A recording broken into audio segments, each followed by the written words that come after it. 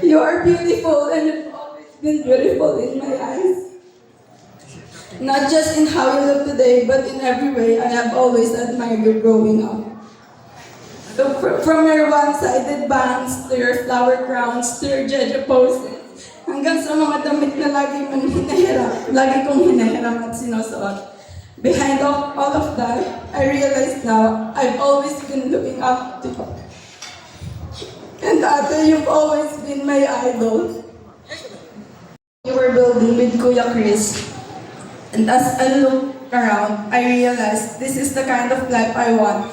And this is the kind of woman I want to be.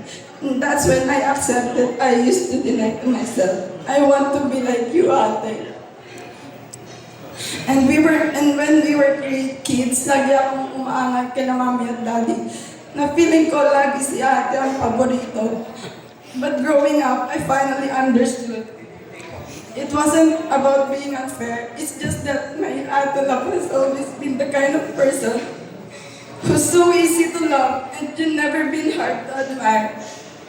Never been hard to be the favorite. Kasi kahit ako, ikaw yung paborito ko. So Ate, thank you for being my protector when I felt weak. Thank you for being my partner in crime and my secret keeper, my idol and my forever Ate.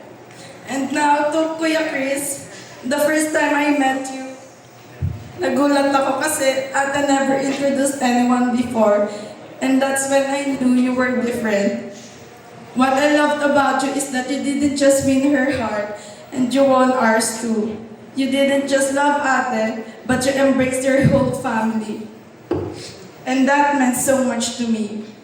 I will never forget the Saturdays when you would visit our house na para bang naging routine nyo na every week dadating ka, may dalang pasalubong, pero laging may kasamang effort at thoughtfulness. And whenever you were there at our house, Ate Love was in her happiest mood. She laughed louder, she smiled brighter, and somehow, the whole house just felt lighter.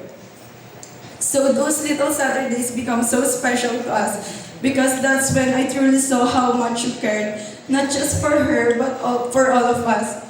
And Kuya Chris, that's what I deeply admire about you. You showed up consistently, you made Ate Love feel safe and secure, and most of all, you made her genuinely happy.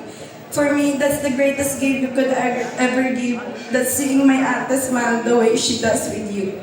So Kuya Chris, thank you for treating her the way every girl deserves to be treated. And my wish is that I hope you have much fun growing old with her as I grow up with her. And Ate Love, kahit may bago ka ng forever, may bago ka ng tahanan, please remember that you will always be my ate, my idol, and my favorite person. I know. Thank you so much.